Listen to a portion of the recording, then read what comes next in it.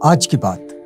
स्वागत। आप जानते हैं कि आज की बात में इस समय हम लोग सिंहल सम्राट दुष्ट ग्रामणी, इनका ये जीवन परिचय आप तक पहुंचा रहे हैं।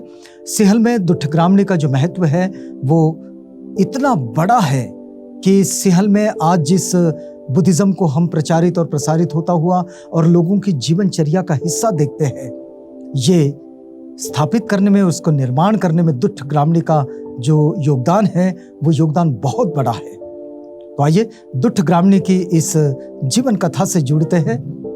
हमने पिछली कड़ी में देखा कि दुष्ट ग्रामणी इस समय एलार पर, मतलब जहां द्रविड़ों ने सिंहल पर कुछ जगह कब्जा कर रखा है, तो वहां दुष्ट ग्रामणी अब आक्रमण कर रहा है।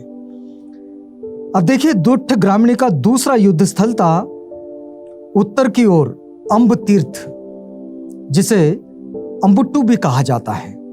ये असाधारण शक्तिशाली गढ़ था और इसकी सुरक्षा के लिए एक और नदी थी और दूसरी ओर नहर खुदाई गई थी जो उसी नदी से निकली हुई थी।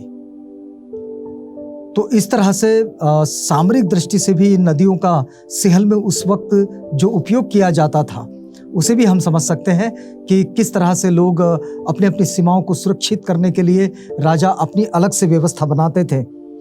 ग्रामणी की सेना ने 4 मास तक हमले किए, किंतु इनकी ताकत कम नहीं हुई। हमने आपको पहले ही बताया कि इनके पास ऐसे 10 बलशाली योद्धा थे जो वास्तव में सेनापति के रूप में थे। और अंत में ग्रामणी के सेनापति ने छत्र की स्त्रियों के प्रति कमजोरी का उपयोग किया। कहा जाता है कि इस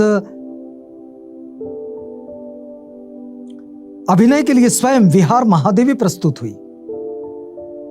विहार महादेवी स्वयं, जो कि महारानी है, ये स्वयं प्रस्तुत हुई। और महावंश टीका के अनुसार दुष्ट ग्रामणी ने अपनी माता से विवाह कर देने की बात सेनापति को कही। ये युद्ध की जो अलग अलग स्ट्रेटेजी होती है उसमें का ये एक हिस्सा था। और इसमें विहारा महादेवी, जो कि दुष्ट ग्रामणी की माता है, बात ऐसे फैलाई गई कि दुष्ट ग्रामणी ने उससे विवाह कर लिया है और इसके उपरांत उस बल संपन्न किले पर जो 7 दमिल भाइयों की देखरेख में था उस पर अधिकार कर लिया। और इस तरह से झूठी खबरें फैलाकर, स्त्रियों का सहारा लेकर अपने शत्रु को परास्त करना, यह भी एक युद्ध नीति का एक हिस्सा उस वक्त हुआ करता था और इसका इस्तेमाल दुष्ट ग्रामणी ने किया। अब देखिए कि इस किले का नाम था सतवैकोट्टे।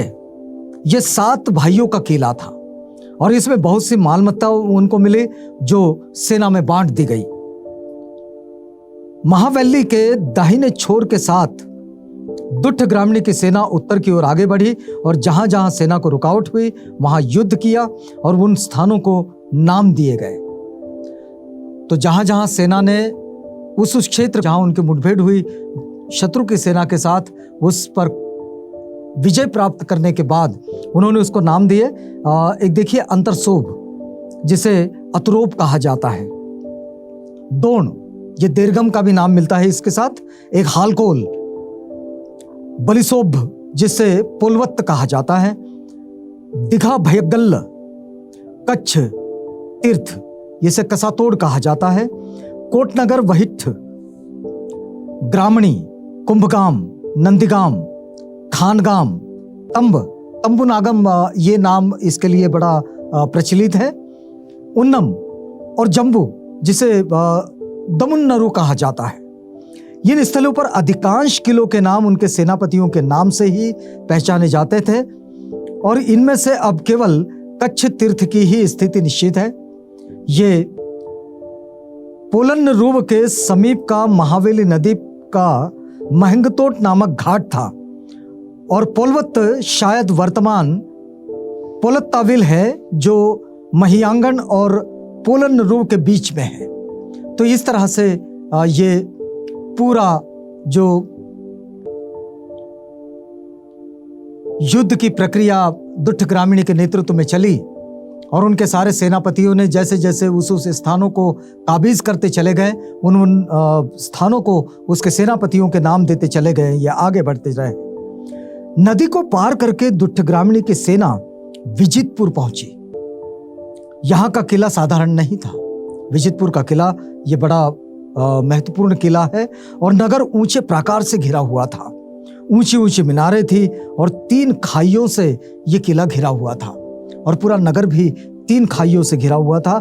कहा जाता है कि नगर का प्रधान द्वार लोहे से बना हुआ था और दृढ़ था और शत्रुओं द्वारा अटूट था। नगर के समीप ही दुष्ट ग्रामीणी ने एक मैदान में छावनी डाल दी और बाद में यह स्थान खंदावार पिट्ठी कहलाया। जिस स्थान पर दुष्ट ग्रामीणी की सेना रुकी उस स्थान को खंदावार पिट्ठी के नाम से जानते हैं। द्रविड़ सेना ने बड़ी ही वीरता से विजितपुर की रक्षा की। दुष्ट ग्रामीणी की सेना इसने किले को तोड़ने का लगातार प्रयास किया और दक्षिण द्वार पर कंडुल, नंदिमित्र और सुरनिमल था। ये तीनों उसके योद्धा और कंडुल जो था वो हाथी। शेष तीनों द्वारों पर महासोण, गोठ और स्थविरपुत्र था।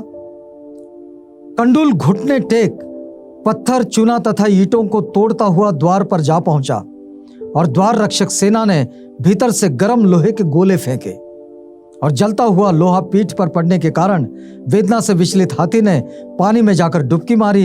इस पर गोठंबर चिल्लाया, हे हाथी, ये तेरा सुरापान का समय नहीं है, जाकर लोहद्वार तोड़। चिंगाड़ मारकर वो जल से उठा और स्थल पर आ खड़ा हुआ। वैद्य ने उसके जख्मों पर दवा लगाई। देखिए, सेना में आज भी ये स्थिति है कि सेना के साथ डॉक्टर होते हैं। उस वक्त भी उस सेना के साथ वैद्य थे।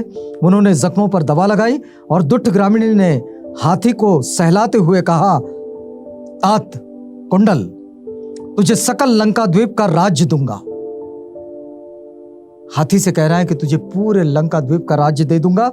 राजा ने उसे संतुष्ट किया और महावंश का कथन है कि हाथी पर भैंसे के चमड़े की 7 तहों तक बना हुआ चमड़ा बंधवाया गया और अग्निबाण की तरह हाथी दरवाजे पर टूट पड़ा और सभी बाधाओं को सहते हुए उसने दांतों से दरवाजे के तख्ते और पांव से दरवाजे की चौखट तोड़ दी और नंदिमित्र के नायकत्व में सिंहल सेना ने किले के अंदर प्रवेश किया और 4 महीने तक राजा नगर को ध्वंस करता रहा। और इस तरह से दुष्ट ग्रामीणी की ये एक ऐसी अविजित सेना थी जो बस आगे बढ़ी तो बढ़ती ही चली गई। दुष्ट ग्रामीणी की इस मार्ग क्रमण की बेला से आपको जोड़ेंगे, लेकिन अगली कड़ी में यहां रुकना पड़ेगा क्योंकि ये वक्त पूरा होता है।